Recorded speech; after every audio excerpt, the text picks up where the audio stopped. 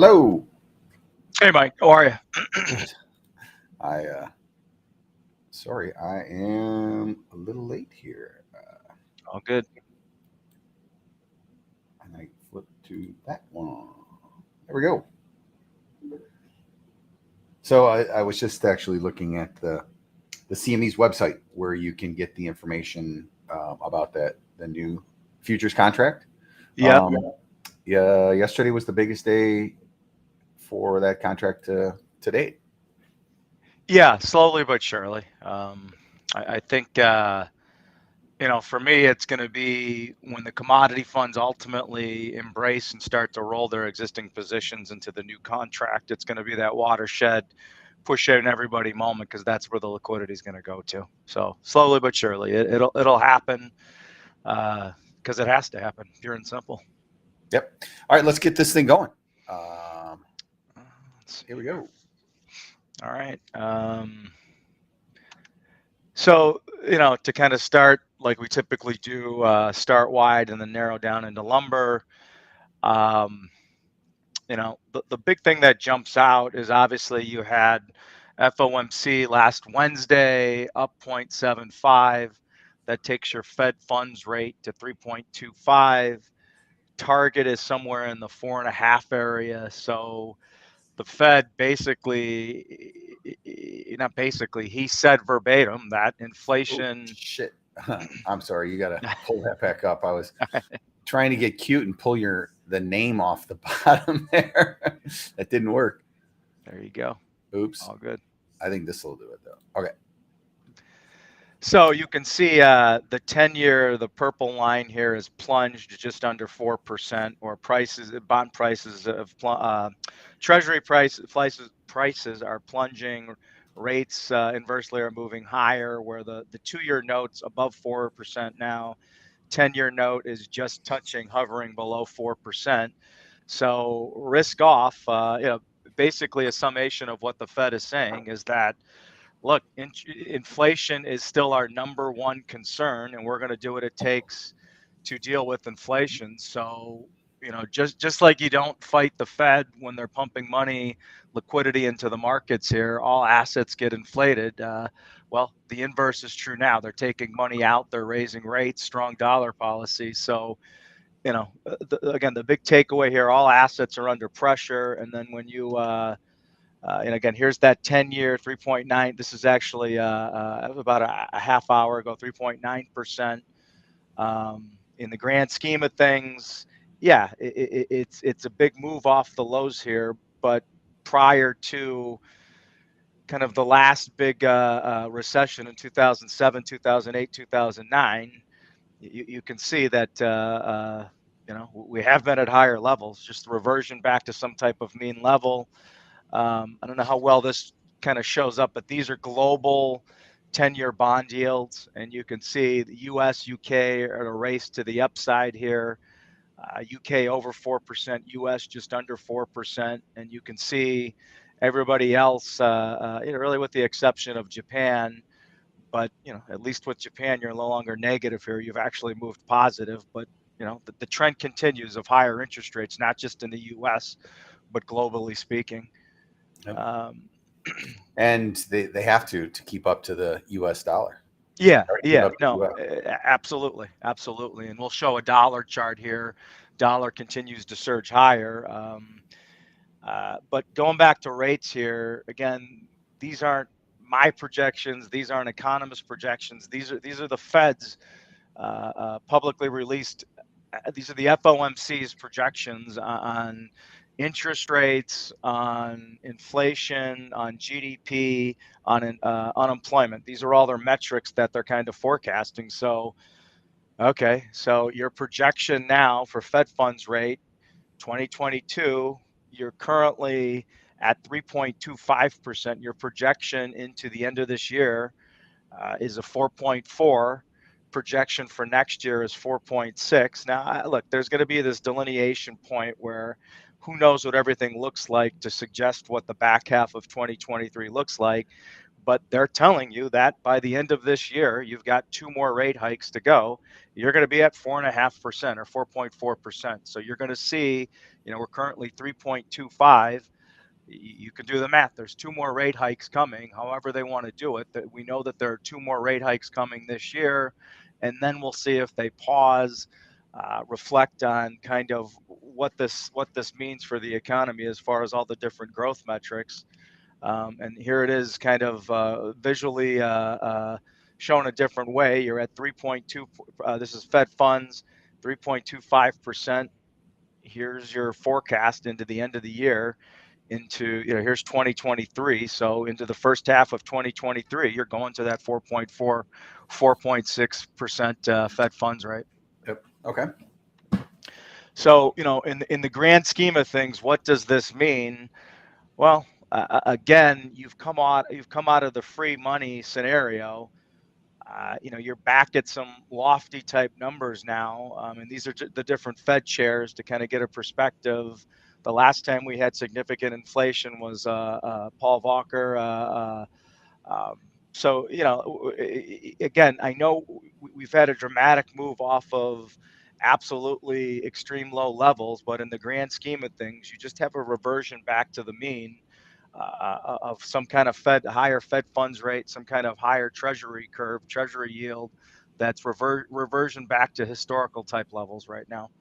And so here's the, and again, I'm not saying that this is where the 30-year is going, but if you look at the average 30-year mortgage rates in modern times, your average 30-year mortgage rate is 7.76%. So, to put that in perspective, we've come out of some dramatically low numbers, but if you're just going to get some reversion back to some historical mean, that's where you could go. You could go back above 7%. You could go back to 7.5, 7.75%, and you would just be back at average historical levels on the 30-year. All right, we got our first question of the day. Ding, ding, ding, ding, ding. Tim Hansen, do you get any feeling the Fed rate hikes are in fact having good impacts, and that all these statements of more large rate hikes coming are overstated? I think until they actually see the metrics to suggest that inflation is until they actually see, if they're purely fixated on inflation, and that's what he said it at his Jackson Hole speech. I'm talking about Jay Powell. He said it last week during the FOMC meeting. They're purely fixated on inflation. And when you look at last week's readings on CPI, PPI, when you strip out energy, when you look at food inflation, you look at some of the other core inflation measures, I don't see the idea that inflation's moderating. And I think that's what they want to see, consecutive monthly. And the reason I'm saying that, I'm going to jump forward here. We'll come back to this, but so here's the Fed's own projections for core inflation. Okay. This is what they forecast for. We're nowhere near the, like you're up over 8 to 10%, depending on how you want to look at inflation. The Fed's own inflation objective projection is 4.5% for the remainder of this year, 3.1% for 2023. So you want to see the actual numbers on a consecutive monthly basis to suggest that inflation is not only stopped moving higher, going sideways, but is starting to move off dramatically lower to get to the Fed's own inflationary objectives or projections. So to me, I think they're telling you, they're trying not to freak out the market. They're telling you exactly what they're going to do. The market doesn't like it because ultimately, again, this is my opinion. What does Powell want? He wants asset price destruction. You want to, how do you rein in inflation? You have lower prices. How do you get lower prices? You have a strong dollar, you have higher interest rates, and that gives you the pause from a demand standpoint, and that reins in prices. This is the Fed's mindset. And look, if they can say, in Q1 or late Q1, Q2 of 2023, inflation's under control, we can begin to moderate. But the idea that you're going to see interest rates dramatically move higher, them pause for a month, and then start to ratchet down interest rates again, I think it is pretty ridiculous right now. I think the earliest you would see any type of decrease in interest rates would be well into 2023, well into Q3 or Q4, where they have consistent months that show inflation's under control, the economy can weather a minor recession, blah, blah, blah. They want to see all these metrics. They actually want to see the numbers because they were so woefully wrong in anticipating the transitory inflation that they have to stay their course or to regain control. Again, that's just my opinion. If they don't do anything, you're right. There's too much money in the system floating around. Expectations of lifestyles have to change. Like we have to, Yeah. we got to rein it in. We got to get our fiscal house in order. Yeah. And so, no, the Fed, no, and they know that they're not 100% accurate. And that's why the further you go out with these projections, they become more questionable. And even they'll tell you that, look, we're more interested in the next 3 to 6 months as far as kind of reining in to get closer to our forecasted numbers. And then we'll kind of evolve thereafter to see how the economy responds. But, this is the next chart. The other big takeaway here is twofold. The dollar continues to surge higher. The dollar's gotten up to a 114 last week. A week ago, you were in that 110 type area. So you've had a continued surge in the dollar. And the big kind of negative move here, obviously outside of lumber, copper, has been gold, where gold has acted more like a currency than any type of inflationary hedge so far. And so then when we look at the dollar, you can see this massive surge to the upside here. Again, a week ago, you were at about $1.11.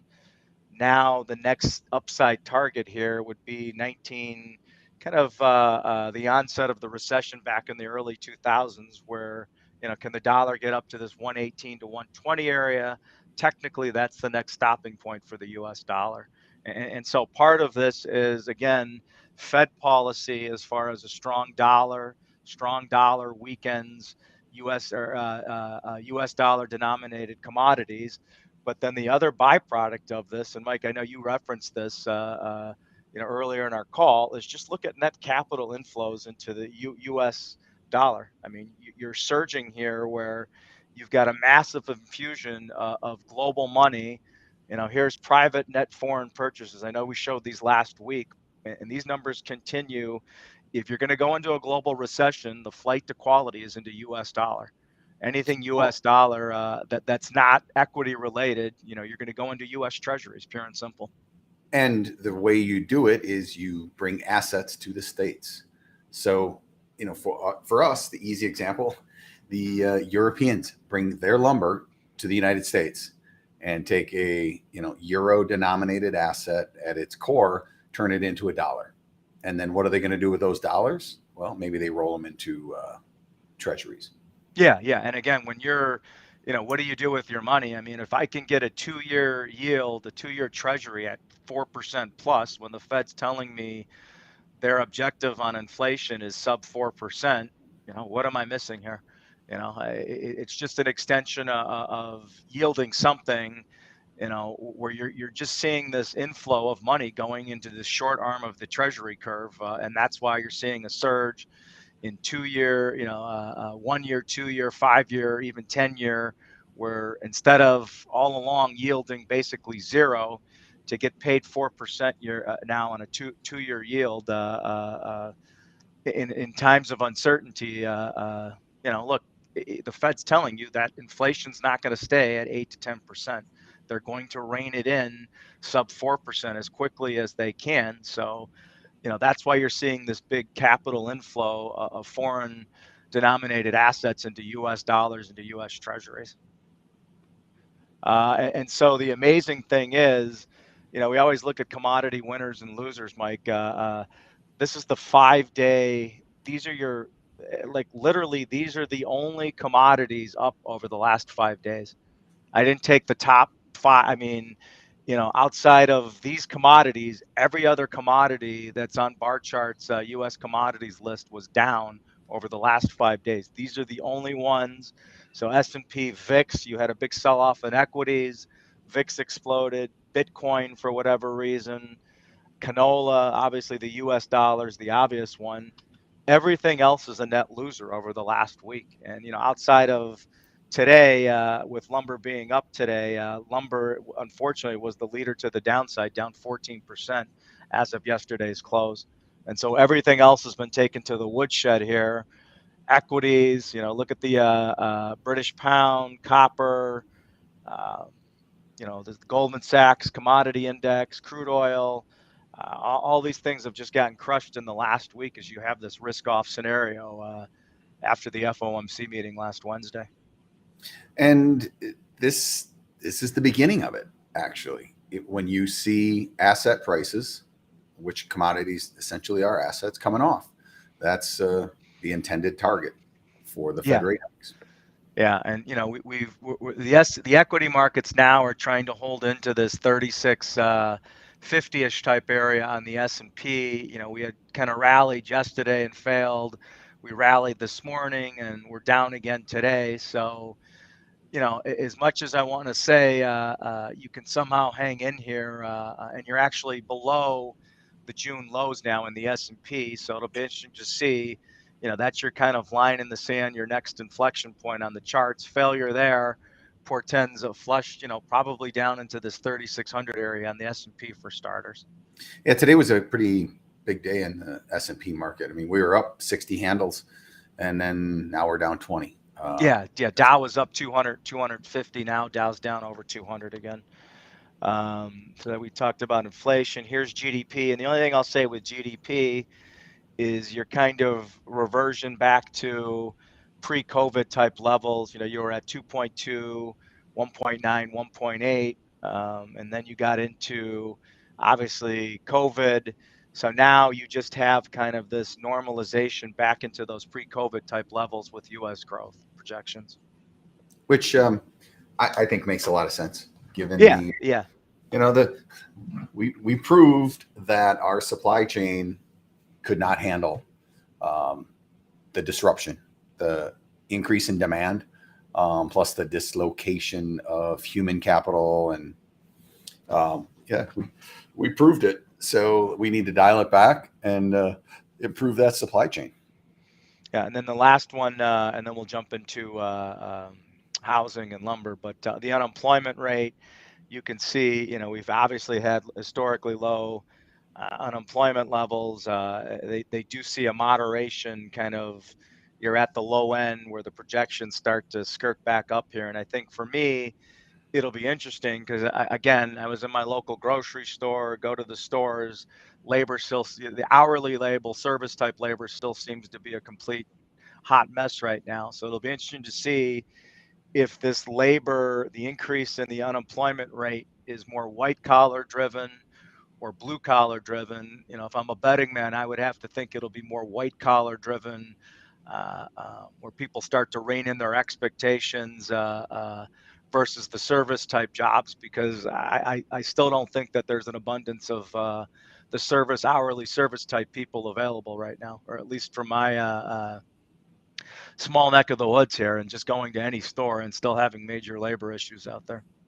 Yep, I agree. So housing starts, and I think this is a good that just shows total starts, single family versus multi, and you can see how, again, as single family falls out of bed, the beneficiary is the multifamily component. And so, how does this relate to lumber? Well, obviously lumber consumption, but I think the one thing I'll stress with the single versus the multifamily dynamic, first and foremost, there's less wood consumed with multi versus single.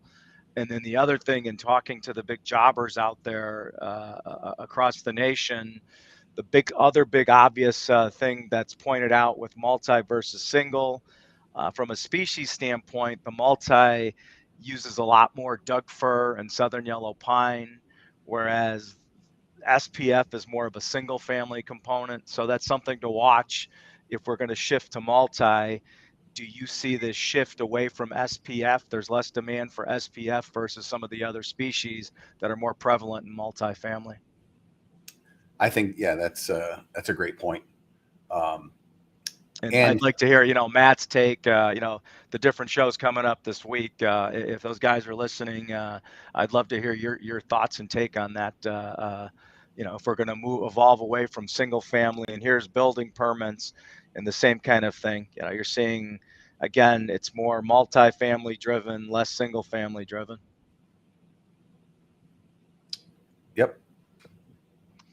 And then again, I highly recommend people follow John Burns Real Estate Consulting on LinkedIn.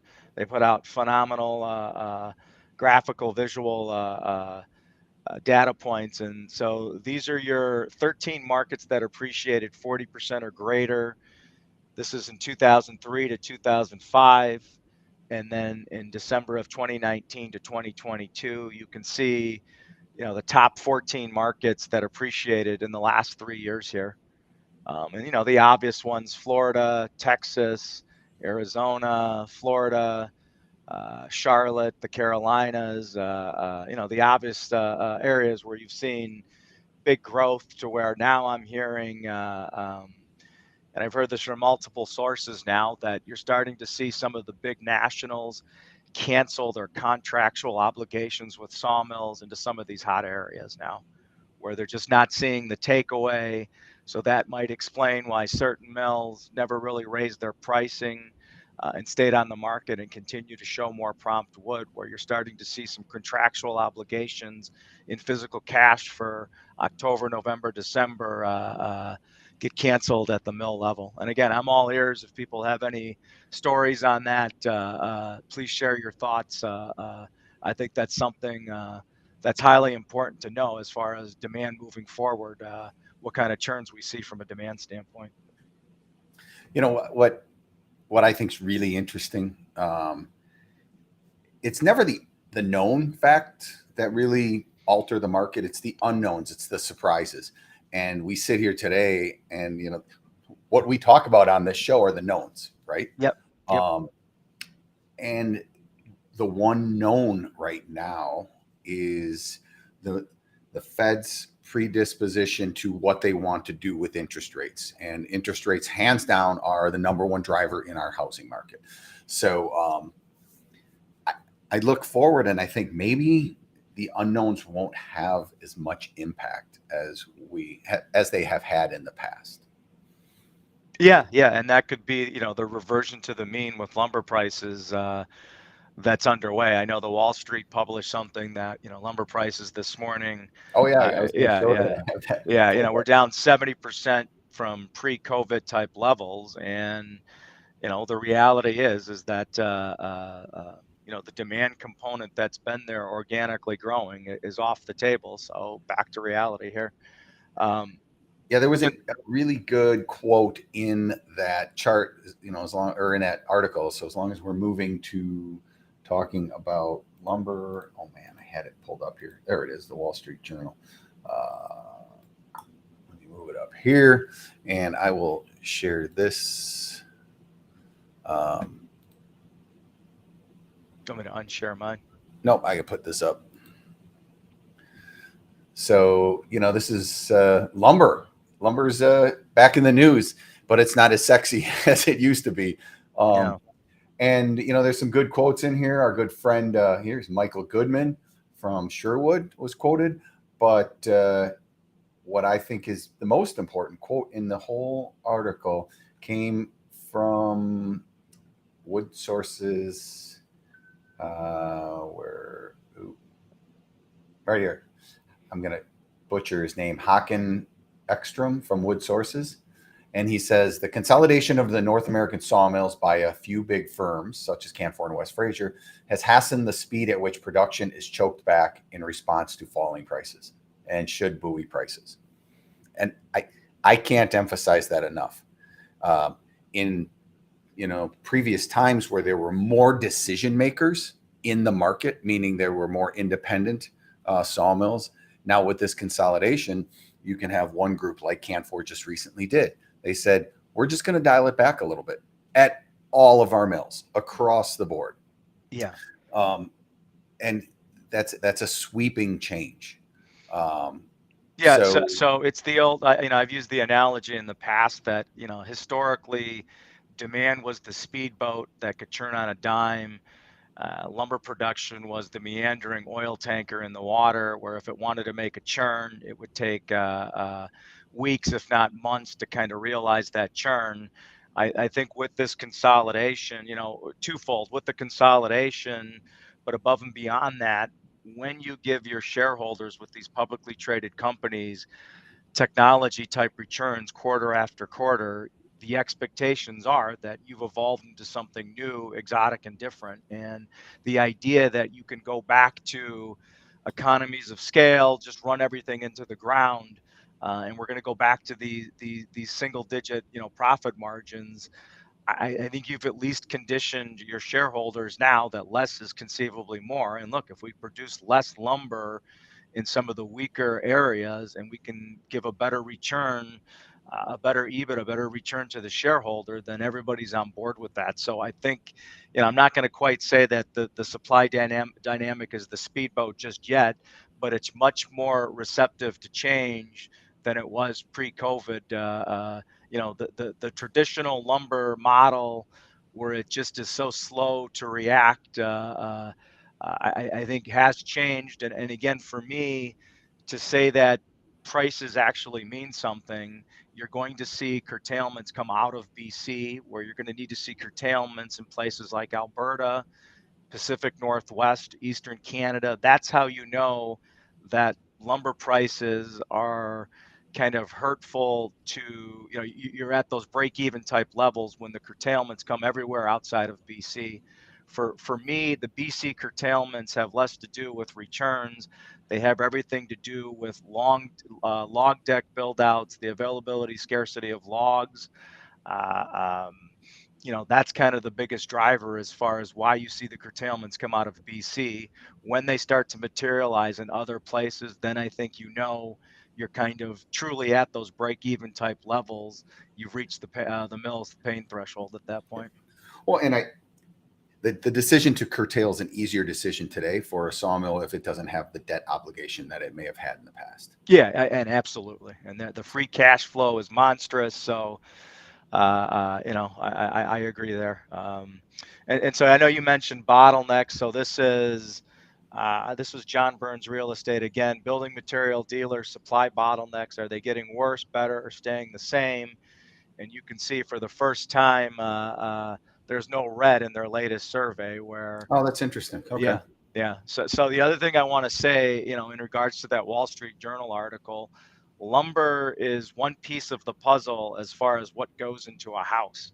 So when you look at those other components, the other building materials that go into the house, we showed this last week after the PPI building after PPI, basically the real estate or building materials inflationary numbers. When you look at stuff like gypsum, steel, asphalt, ready mix concrete, electrical componentry, the last inflationary reads were still trending higher. The only one that had moderated off of its highs was steel.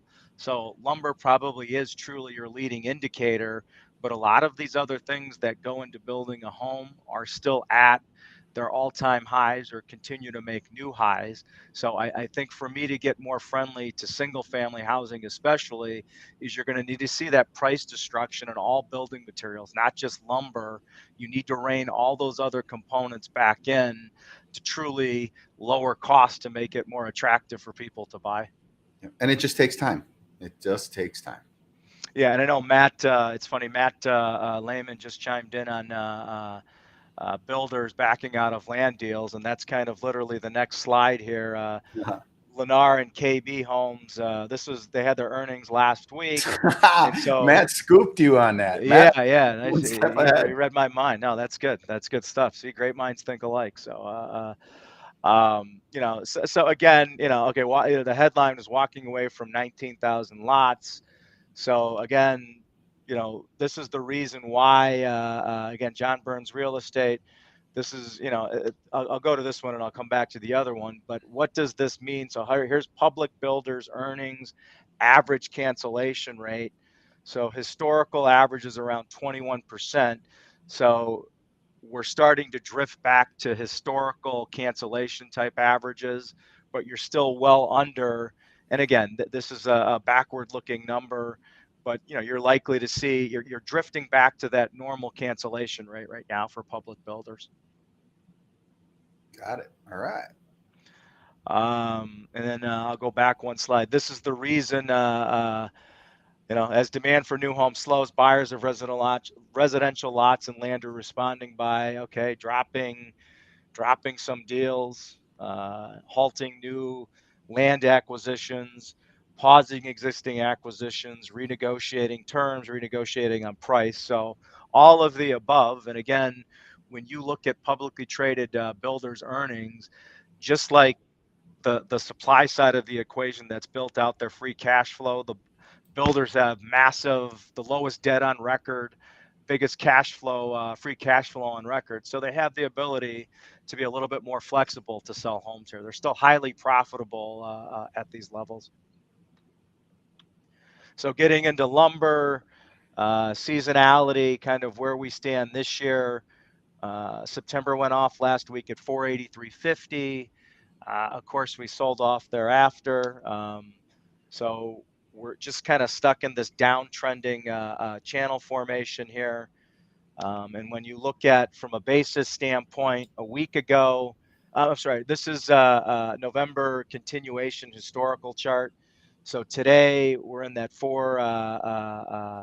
and this is taking this is taking an average of all futures contracts versus last year versus 2 years ago, since 2018. So you can see these two are your aberration years. You're kind of more normalized now. This is taking the average of the price curve in futures. We're back to 2018. Yeah, just like that. And so we had talked about this coil formation where, maybe we could get that breakout to the upside. We failed, and now we're attempting to break out to the downside. And so what does that mean for lumber? Here's a weekly continuation. You're kind of trying to hold into this Bollinger Band low in the 406 area. Now that you're underneath last year's lows of 448, really failure. The next stopping point is right here in this 417 to 420 area. Underneath there, then you're talking about 380 to 350, 351. Those are the next big targets to the downside. And at that point, you're going back to June of 2020. So lumber is officially, with the sell-off yesterday, you're back at June, July of 2020 type levels. Yeah, I tell you, man, that turnaround from last week really surprised me. I thought we were breaking out to the upside. Well, the fact that I think the biggest, and obviously hindsight's 2020, the fact that the biggest sawmill couldn't raise their pricing off the mat and kept showing prompt wood just spooked the market. And unfortunately, what all the other mills were trying to do got called out by one mill. So here's that Nov-Jan spread. You can see how we're widening back out. We have gotten out into the 2450 area yesterday. The expectation is somewhere between here into that negative 27, negative 30 area. You're going to have the long Rogers Fund type roll. And people always ask me, well, how come Rogers Fund doesn't show up in the CFTC numbers as far as the long fund? My guess is that the Rogers Fund somehow is categorized as a commercial, and he shows up under the commercial portion of the CFTC type numbers. That's kind of for maybe they own land or something like that, where they're able to categorize themselves as a commercial and not a fund anymore. But the expectation is, just by virtue of the funds, rinse and repeat. As long as the funds are in this market, the second Rogers Fund is out of the way, the spread's likely to tighten again in anticipation of the month-end rolls come the end of October, with the short funds either rolling to January or liquidating their short position in November. Yep. And so from skip over I know we're running up against time, but a week ago, November basis was basically on par with physical cash. Fast forward, as of yesterday's close, November, basically, you saw the collapse in futures to where, as of yesterday's close, November was $73 under physical cash. I know we've rallied up a little bit today. We've been as high as 448.50. This is probably your dead cat bounce more so than anything else. Maybe it's hurricane related, but at least from a basis standpoint, as of yesterday's close, you definitely were starting to see value seekers in November and January cover forward jobs. For that matter, November, January, March, in anticipation of forward job covering. Yep. And then here's January. Open interest, we continue to build. So the thing that stands out here, Mike, is 21.55 in November, up 73. So you were up 73 in a falling market. So this is probably a good indication that whatever liquidation you've had by managed money shorts, they're probably plowing back into November here this week with this weakness. I mean, that is still startling to me when you see managed money is the short part of the equation. The industry's not short, understandably so. There has not been a basis opportunity. Yeah, and so just to, like kind of where does that Rogers fund show up?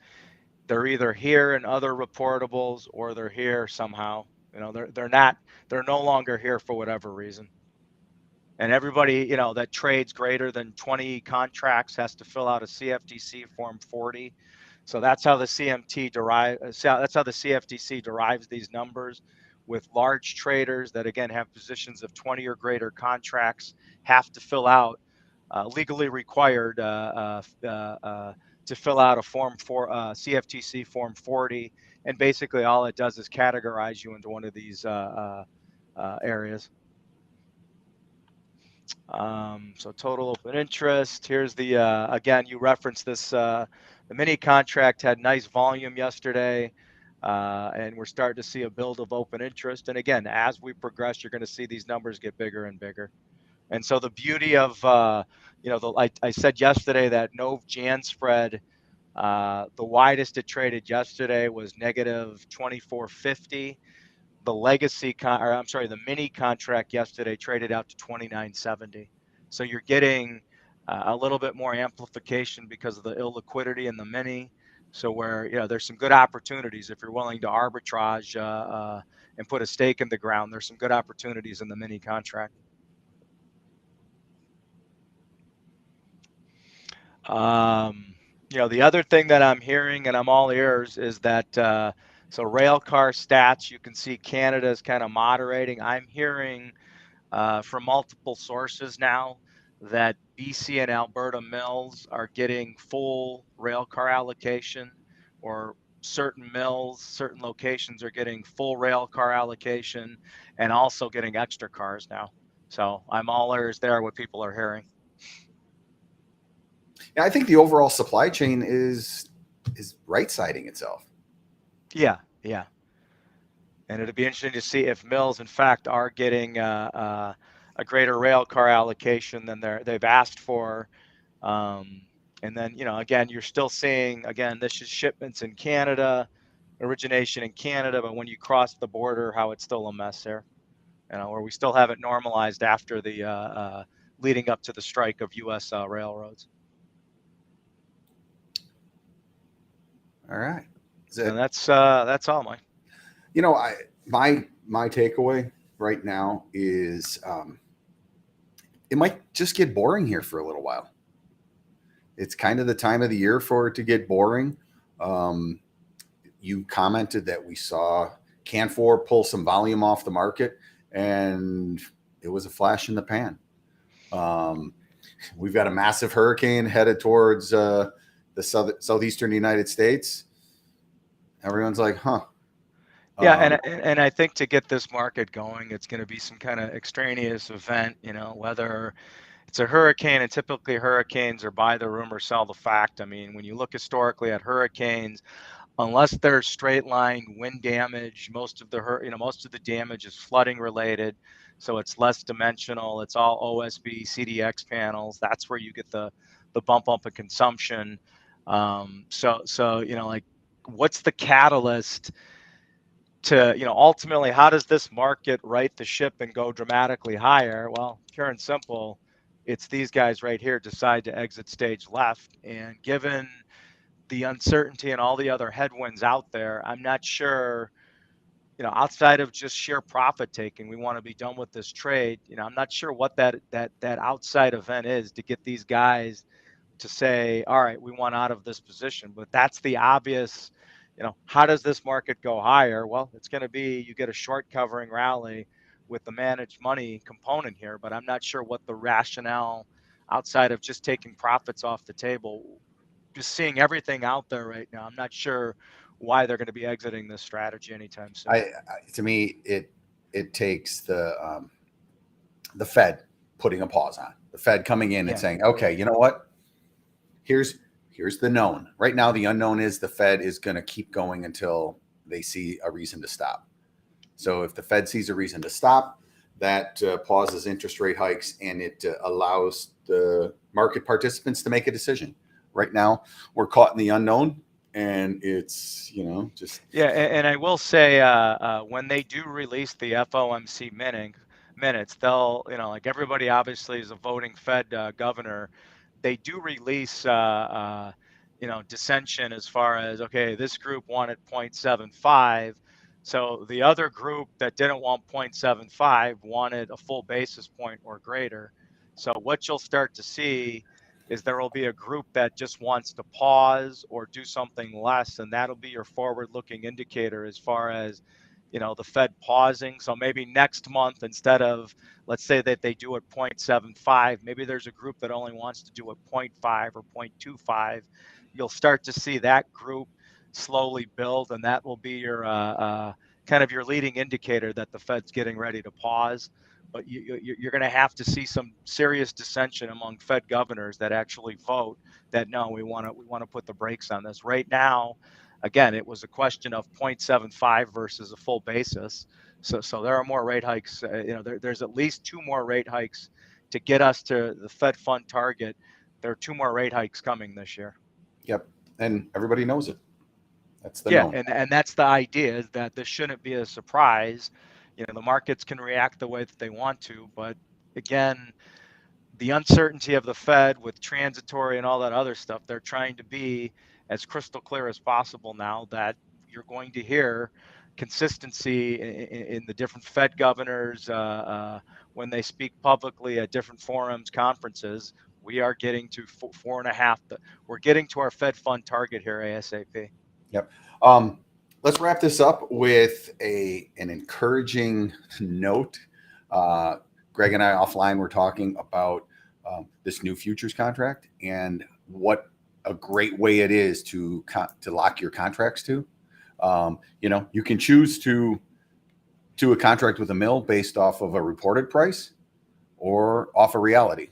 And the futures price is a reality. That is absolute consensus in the market, with people showing with their actual money what they want to do.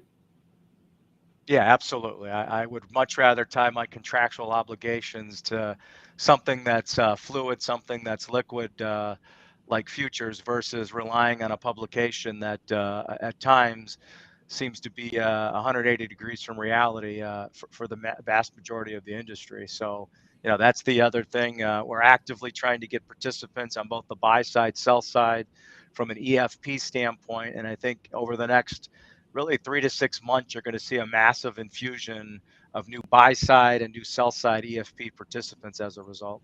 And there were 28 EFPs done last. In September. Yeah, and they were truckloads. They were truckloads. Yep.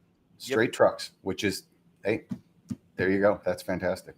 All right, let's wrap this up. We'll see everyone next week, and I'm sure we'll have lots of fun stuff to talk about then. In the meantime, if you have any questions, reach out to Greg or myself, and be safe out there. All right. Thanks a lot, everybody. Bye-bye. Hey, Mike, stick around for a